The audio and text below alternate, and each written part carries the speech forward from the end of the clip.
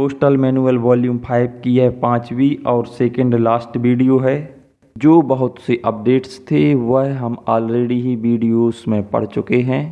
बाकी जो अपडेट्स रह गए हैं वह भी हम आने वाली कुछ वीडियो में कंप्लीट कर लेंगे। चलिए वीडियो की शुरुआत करते हैं। 29 नंबर पर क्या है? इंश्योर्ड बंडल यानी बीमाकृत बंडल। बीमाकृत बंडल बीमाकृत पत्रों का एक संग्रह होता है जिसे पंजीकृत सूची के साथ बीमाकृत लिफाफे में या आवश्यकता होने पर दसूती थैले में रखकर ठीक से बंद और सील किया जाता है। लिफाफे या थैले के लेबल पर स्पष्ट रूप से इंश्योर्ड बंडल लिखा होना चाहिए। बीमाकृत बंडल सामान्यतः तब बनाए जाते हैं जब किसी डाकघर को भेजे जाने वाले बीमाकृत पत्रों की संख्या 1 से अधिक हो, यानी 2 या 2 से अधिक होगी तभी बीमाकृत यानी इंश्योर्ड बंडल बनाए जाएंगे। बीमाकृत बंडल अपेक्षित नहीं होते हैं, मतलब इन्हें जब ज़रूरत होती है तभी बनाए जाते हैं। छटाई में इन्हें एकल बीमाकृत लिफाफे के रूप में माना जाता है। जब किसी डाक कार्यालय के माध्यम से भेजे जाने वाले बीमाकृत पत्रों और बंडलों की संख्या सामान्यतः 10 से अधिक हो तो उनके लिए एक अलग बीमा पत्र थैला निर्धारित किया जा सकता है, जिसे एक पृथक अपेक्षित थैले के रूप में बंद किया जाएगा। बीमित लेटर बैग को पंजीकृत सूची में उपयुक्त टिप्पणी के साथ पंजीकृत बैग के अंदर भेजा जाना चाहिए। 30 नंबर पर है पार्सल बैग यानी पार्सल थैला। पार्सल थैले में साधारण पंजीकृत पार्सल, जिसे क्या बोलते, ऑर्डिनरी रजिस्टर्ड पार्सल, और मूल्य दे पार्सल यानी वीपी पार्सल तथा इंश्योर्ड थैले यानी बीमाकृत थैले रखे जाते हैं। इसमें एक पार्सल सूची भी होती है जिसमें पार्सल डाक की सभी पंजीकृत वस्तुओं का विस्तृत विवरण होता है। पार्सल थैले अपेक्षित थैले नहीं होते हैं और जब इन्हें भेजा जाता है तो इन्हें अनियत डाक के रूप में माना जाता है, यानी अनयूजुअल मेल्स माना जाता है इनको। 31 नंबर पर क्या है? इंश्योर्ड बैग यानी बीमाकृत थैला। बीमा थैले का उद्देश्य बीमित पार्सलों, बीमित और वीपी पार्सल सहित को ढकना होता है ताकि उन्हें अधिक सुरक्षा मिल सके। मतलब इंश्योर्ड बैग में इंश्योर्ड पार्सल और इंश्योर्ड वीपी पार्सल हो सकते हैं। इंश्योर्ड बैग ऐसे पार्सलों को अधिक सुरक्षा प्रदान करता है। बीमाकृत थैले ना तो अपेक्षित यानी ड्यू और ना ही असामान्य यानी अनयूजुअल थैले की श्रेणी में आते हैं और इनमें रखी सामग्री की कोई अलग सूची नहीं होती है। इनका विवरण सामान्य पार्सल सूची में दिया जाता है। यह पूरा पॉइंट बहुत ही इम्पोर्टेंट है, इसे ध्यान से समझ लीजिए। बीमा थैला कभी भी खुला नहीं भेजा जाता बल्कि हमेशा पार्सल बैग या डाक बैग में बंद करके भेजा जाता है, जिससे यह और भी अधिक सुरक्षित हो जाते हैं। जब उस कार्यालय या अनुभाग के लिए पार्सल थैला तैयार किया जाता है तो बीमा थैला उसके अंदर रखा जाता है। यदि पार्सल थैला नहीं बनाया गया हो तो इसे डाक थैले में रखा जाता है। मतलब अगर पार्सल बैग बनाया गया है तो इंश्योर्ड बैग को उसके अंदर रखा जाएगा पार्सल बैग के, और अगर पार्सल बैग नहीं बनाया गया है तो फिर ये जो इंश्योर्ड बैग है इसको मेल बैग के अंदर रखा जाएगा, क्योंकि मेल बैग तो किसी भी हालत में बनाना ही पड़ता है क्योंकि यह ड्यू बैग है। बड़े पार्सल छटाई कार्यालयों में जब बीमा पार्सल थैले अलग से बंद किए जाते हैं तो सुरक्षा सुनिश्चित करने के लिए दोहरे कैनवस थैले का उपयोग किया जाना चाहिए। 32A में क्या है? रजिस्टर्ड पैकेट बैग, पंजीकृत पैकेट थैला। पंजीकृत पैकेट थैले में भारी पंजीकृत पैकेट और एक पंजीकृत सूची होती है। पंजीकृत पैकेट थैले तभी निर्धारित किए जाते हैं जब उनका औचित्य हो, मतलब तभी बनाए जाते हैं जब उनको बनाना जरूरी होता है। हमने पहले पढ़ा ही था कि रजिस्टर्ड पैकेट जो होते हैं वह अनयूजुअल होते हैं, जबकि जो रजिस्टर्ड पैकेट के जो बैग होते हैं वह एक अपेक्षित डाक होती है, यानी कि ड्यू मेल होते हैं। तो इन्हें अपेक्षित डाक के रूप में माना जाता है और मेल सूची में मेल बैग की प्रविष्टियों के कॉलम में आरपी टिप्पणी के साथ दर्ज किया जाता है। आरपी यानी रजिस्टर्ड पैकेट। जब ये निर्धारित किए जाते हैं तो इन्हें अवश्य बंद किया जाना चाहिए, चाहे भेजने के लिए कोई पंजीकृत पैकेट हो या ना हो। जब किसी कार्यालय या अनुभाग के लिए भेजे जाने वाले पंजीकृत पैकेट इतने बड़े आकार के हो कि उन्हें रजिस्ट्री थैले में शामिल ना किया जा सके, तो ऐसे पंजीकृत पैकेट थैले अपेक्षित ना होने पर भी बंद किए जा सकते हैं। मतलब अगर रजिस्टर्ड पैकेट का आकार बड़ा है जिसकी वजह से उन्हें रजिस्ट्री बैग में नहीं रख सकते हैं, तो ऐसे पंजीकृत पैकेट यानी रजिस्टर्ड पैकेट को थैले में अपेक्षित ना होने पर भी बंद किया जा सकता है। ऐसी स्थिति में अपेक्षित पंजीकृत थैले की पंजीकृत सूची में आरपी बैग क्लोज्ड की टिप्पणी अवश्य दी जानी चाहिए। 32B में क्या है, पैकेट बैग यानी पैकेट थैला। जो थैले यूबीओ, डीबीओ, सीबीओ या पोस्ट ऑफिस को खाली लौटाए जाते हैं या जिन बोरों में ऐसे थैले रखे जाते हैं उन्हें पैकेट थैला माना जाता है।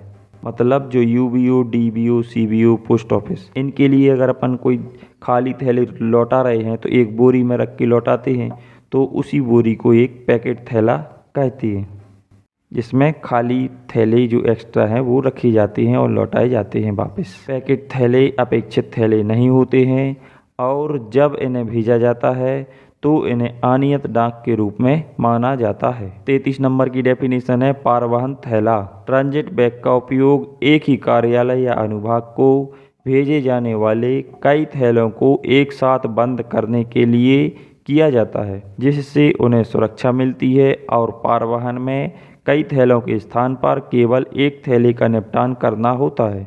यानी ट्रांजिट बैग में बहुत सारे बैग रखे जाते हैं जिससे उन्हें सुरक्षा मिलती है और जब भेजते हैं तो कई थैलों के स्थान पर केवल एक ही थैला रहता है, तो उसको आसानी से निपटान करने में आसानी होती है। ट्रांजिट बैग में एक डाक सूची अवश्य होनी चाहिए यानी मेल लिस्ट अवश्य होनी चाहिए और पारवहन थैले अपेक्षित नहीं होते हैं। 34 नंबर की डेफिनेशन है अकाउंट बैग यानी लेखा थैला।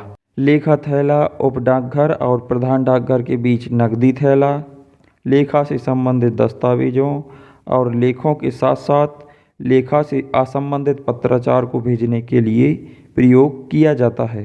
मतलब जो अकाउंट बैग होता है वह एसओ यानी सब ऑफिस और एचओ यानी हेड ऑफिस के बीच आदान प्रदान किया जाता है, जिसमें क्या हो सकता है, कैश बैग हो सकता है, अकाउंट से संबंधित डॉक्यूमेंट्स हो सकते हैं और अकाउंट के साथ साथ अकाउंट से जो संबंधित नहीं है वह भी पत्राचार भेजने के लिए यूज किया जाता है। यह जब यानी अकाउंट बैग जब प्रधान डाकघर से उप डाकघर को भेजा जाता है तो इसमें एसओ स्लिप होती है, और जब लेखा थैला उप डाकघर से प्रधान डाकघर को भेजा जाता है तो इसमें एसओ दैनिक लेखा यानी एसओ डेली अकाउंट भेजा जाता है।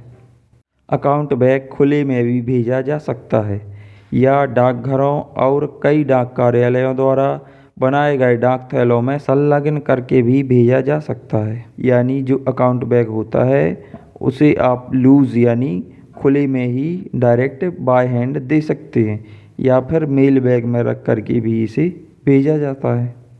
लेखा थैले अपेक्षित थैले होते हैं यानी इन्हें डेली भेजा जाता है।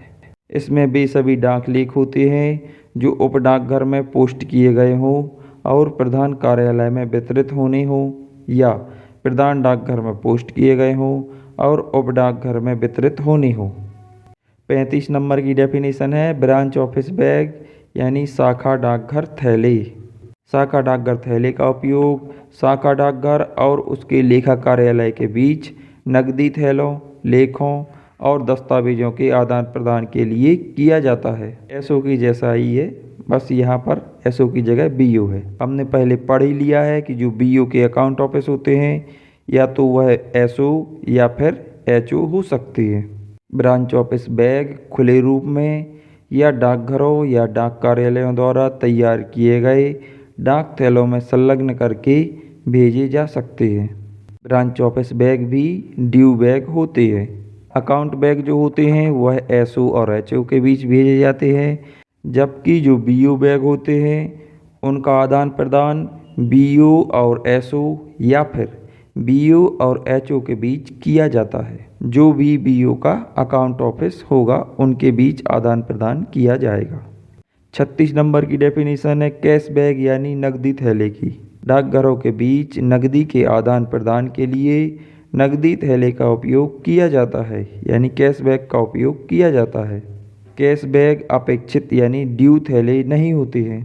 इन्हें सामान्यतः लेखा थैलों, पंजीकृत थैलों या शाखा कार्यालय थैलों में बंद करके भेजा जाता है, लेकिन इन्हें डाकिया, ग्रामीण डाकिया, ओवरसीयर या अन्य अधीनस्थ के जिम्मे खुले रूप में भी भेजा जा सकता है।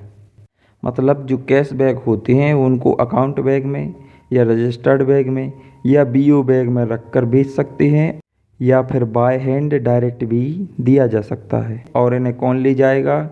या तो पोस्टमैन या फिर विलेज पोस्टमैन या ओवरसीयर या फिर अदर सबऑर्डिनेट इसे ले जा सकते हैं। 37 नंबर की डेफिनेशन है स्पेशल बैग यानी विशेष थैला।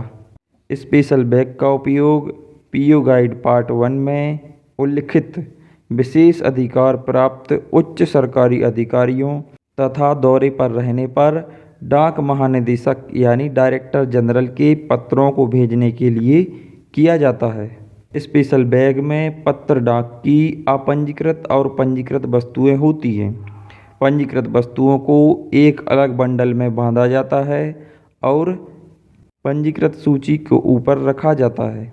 विशेष थैले अपेक्षित नहीं होते हैं, लेकिन इन्हें जब भेजा जाता है तो इनका निपटान अनियत डाक के रूप में किया जाता है। मतलब ये अनयूजुअल बैग होते हैं और इन्हें अनयूजुअल मेल्स की तरह इनका निपटान किया जाता है। 37A में क्या है? कैंप बैग यानी कैंप थैला। कैंप थैले का प्रयोग कार्यालय की फाइलों और अन्य सरकारी कागजातों को रखकर भेजने के लिए किया जाता है। अब थोड़ा और अच्छे से स्पेशल बैग और कैंप बैग में डिफरेंस समझ लेते हैं। स्पेशल बैग उनके लिए यूज होता है जो स्पेशल होते हैं, यानी कि जो गवर्नमेंट के ऑफिसर होते हैं जिनको स्पेशल बैग यूज करने का अधिकार प्राप्त है, और दूसरे हैं डायरेक्टर जनरल। जबकि जो कैंप बैग होता है जिसमें केवल ऑफिस फाइल और अदर ऑफिशियल पेपर रखकर भेजे जाते हैं। कैंप बैग को पीओ गाइड पार्ट 1 के क्लॉज 198 में उल्लिखित उच्च अधिकारियों के सचिवालयों या मुख्य कार्यालयों द्वारा कैंप में गए उच्च अधिकारियों के लिए और कैंप में आए उच्च अधिकारियों द्वारा इन कार्यालयों के लिए बंद करके भेजा जाता है। पोस्ट ऑफिस गाइड पार्ट 1 के 198 नंबर के क्लॉज में जो उच्च अधिकारियों का उल्लेख किया गया है उनके मुख्यालय से अगर वो कहीं बाहर गए हैं तो उनके कैंप के लिए या फिर कैंप से उनके मुख्यालय के लिए कार्यालय की फाइलें या अन्य सरकारी कागजात रखकर एक बैग में भेजी जाती हैं, उसे ही कैंप बैग कहते हैं। और यह कौन से अधिकारी होंगे?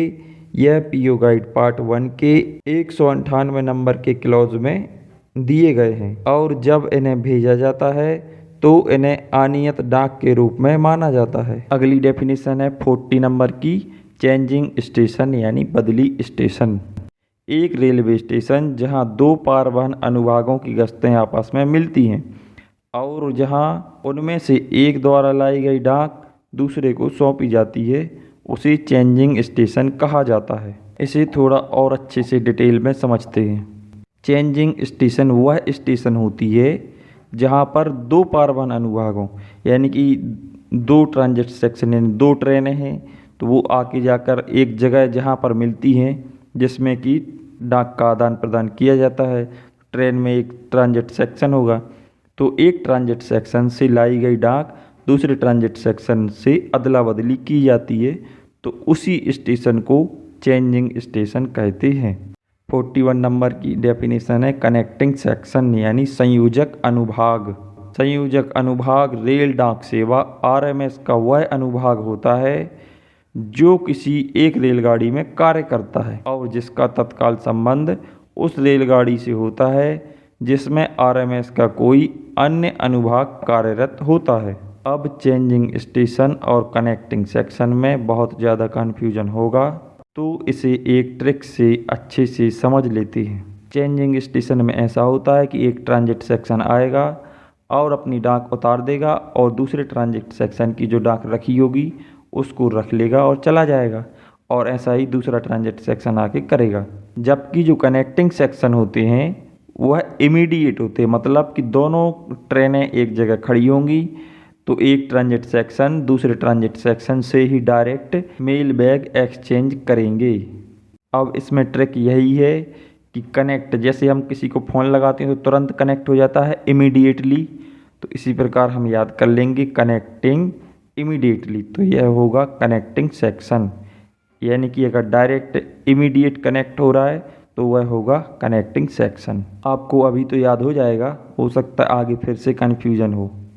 वैसे अगर आपको ट्रिक याद रहेगी तो कभी कन्फ्यूजन नहीं होगा। यदि एक अनुभाग के आगमन और दूसरे के प्रस्थान के बीच का समय इतना पर्याप्त हो कि जंक्शन स्टेशन पर स्थित डाक कार्यालय उस समय में थैले तैयार कर सके तो उन अनुभागों को संयोजक अनुभाग नहीं कहा जाएगा, क्योंकि फिर तो वह चेंजिंग स्टेशन हो जाएगी। 42 नंबर पे क्या है? ओवर टाइम ड्यूटी, समयोपरि काम।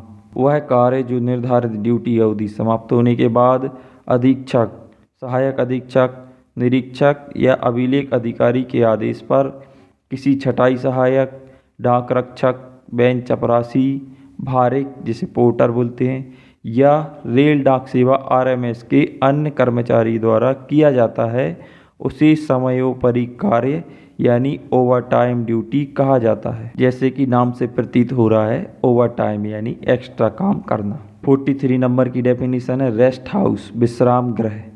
विश्राम गृह बेमकान या कमरे होते हैं जिनकी व्यवस्था अंतिम स्टेशनों या बदली यानी चेंजिंग स्टेशनों पर की जाती है जहां यह अत्यंत आवश्यक हो। इनका उपयोग डाक अभिकर्ताओं, डाक रक्षकों और बेंच चपरासियों को ठहरने के लिए किया जाता है। अगर आपको कहीं हिंदी के नाम समझ ना आए तो आप वीडियो रोककर इंग्लिश के नाम से भी देख सकते हैं, जैसे कि mail agent, mail guard, van peon, ये सब।